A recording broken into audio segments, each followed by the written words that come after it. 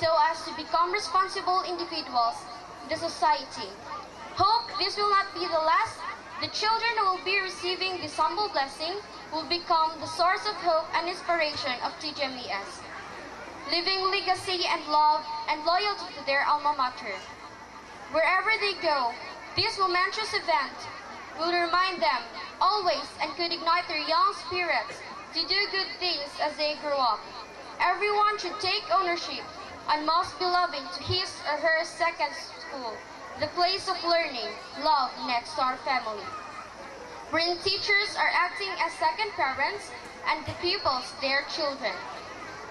It is for the reason that we have to give something to our alma mater, for by doing this, we could substantially fulfill the condition of loving our own barangay, loving our city, Bayawan, our province, Negros Oriental, our country, Philippines, and eventually the world.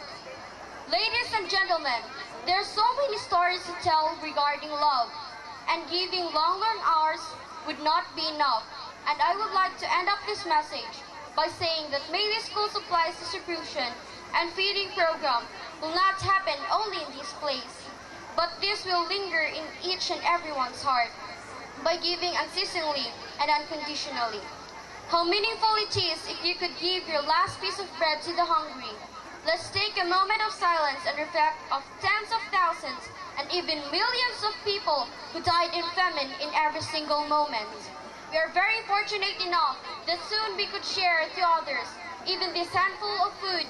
For this, we should be grateful to the Creator, the source of everything. Thank you so much. May God bless you and your families.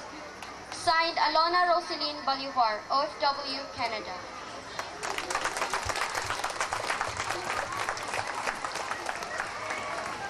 It's no easy job working abroad. And it's another thing, no matter.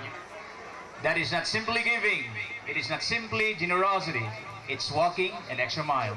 So another reverberating applause for the donor, Miss Alona Rosaline Rico Bolivar, represented by no less than her daughter, Dana Rose Bolivar. Thank you so much, ladies and gentlemen. Allow me to call on the caretaker of Bayawan City Division, the Department of Education, no less than Mrs. Mila E. Caborobias for her acceptance speech. Ma'am, please.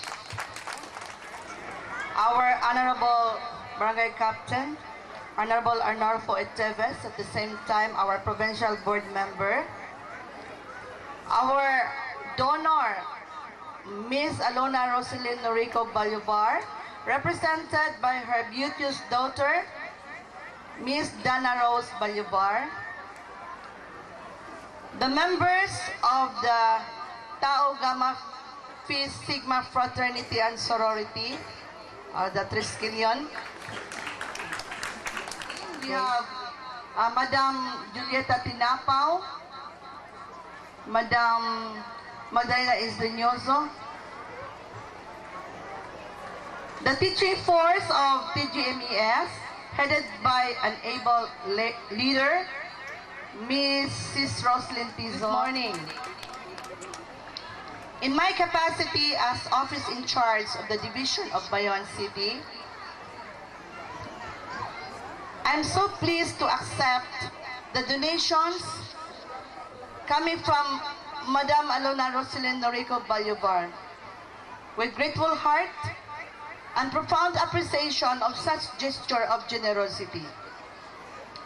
This consists of school supplies, the canopies, as you can see in front of us, very beautiful,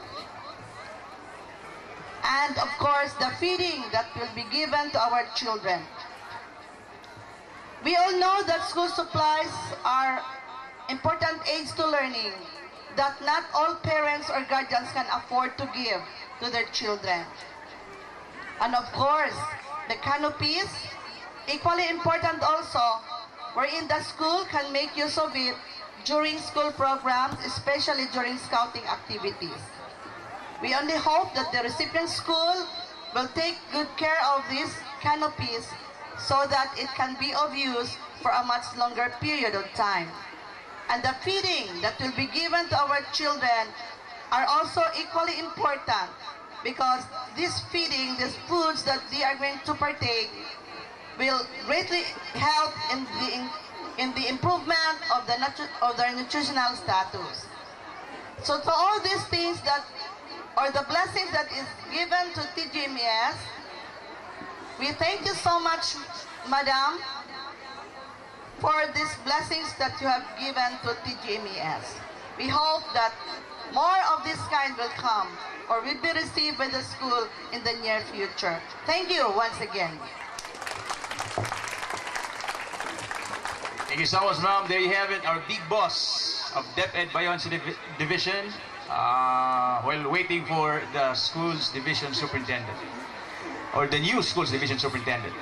Ladies and gentlemen, believe it or not, aside from being the daughter of the donor, she is at the same time an entertainer. So ladies and gentlemen, let us now welcome her back, Dana Rose Bolivar, for her song rendition. Song rendition. This time dance number by selected pupils of Telesforo Gargantiel Memorial Elementary School. Where are they now? Dance number, selected pupils. Oh, because of the rain, they were not able to prepare. So very sorry, ladies and gentlemen, we're hanging you on those entertainment numbers. And then let's move on to the official turnover of school supplies. Let's call in back the daughter of the donor, Dana Rose Bolivar, and engineer Ralph Baring. Is he around? Right, not yet. So I think we'll have Dana Rose Bolivar and the representative pupils of grades 1 to 6 for the official turnover of school supplies. So any representative of the engineer? All right, there he is. So again, ladies and gentlemen, let us all witness the official turnover of school supplies, courtesy of the daughter of the donor, Dana Rose Bolivar, and engineer Ralph Barin, to the representative pupils of grades 1 to 6. Engineer Ralph Barin.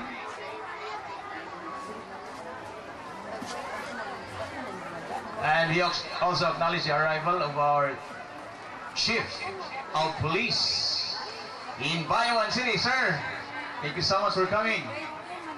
We're requesting somebody to please assist in the turning over.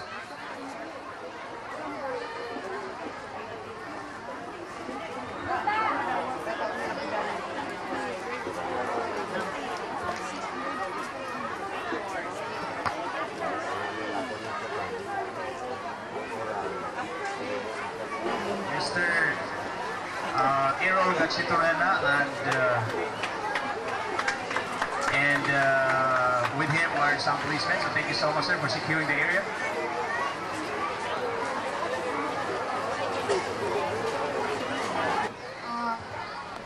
Calling the preschool.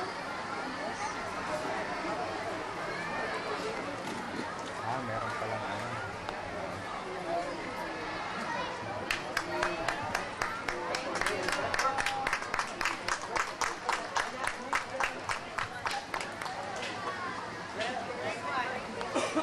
Grade 1 representative, please.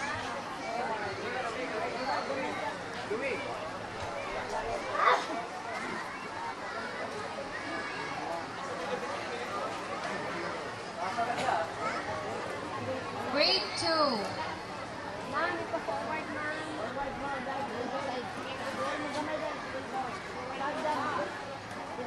Grade 3.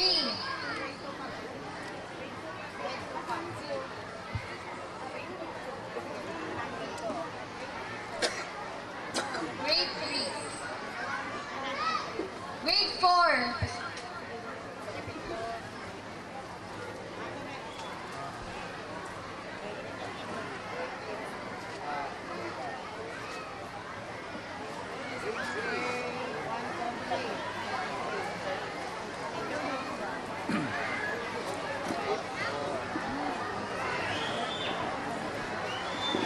And And the grade 5.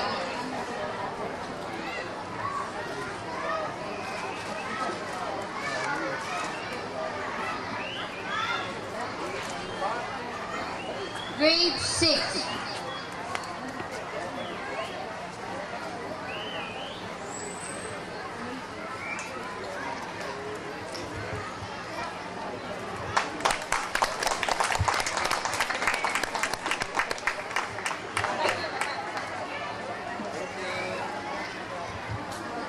Thank you so much, Dana. Thank you so much to Engineer Ralph Barin.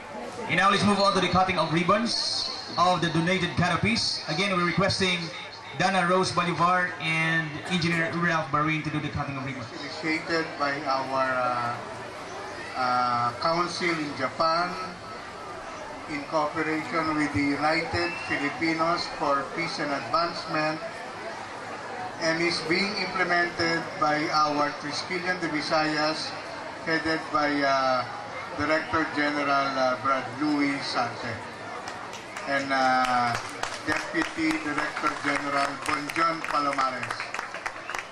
In cooperation with our Brad, an outstanding police, just recently got the Best Police Station Award for Region 7, Brad Errol Garchitorena.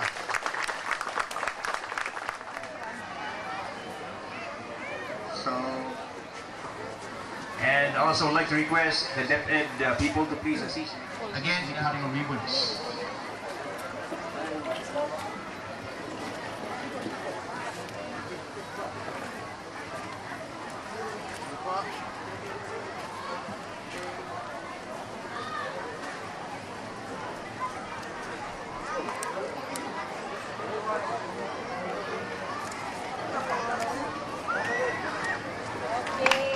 Wow, there you have it.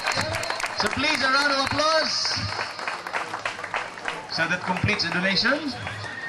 And this time, let us witness the ceremonial. Hello. I know you are eager now to eat. No, ganahan na mo mukaon sa. Okay, so let's do first the ceremonial feeding after seated. Okay, please sit down. Okay, are you now ready? Okay, so one pupil per table. Where's now one pupil per table, ma'am? Okay, where are the grade 2 pupils? Okay, what about the grade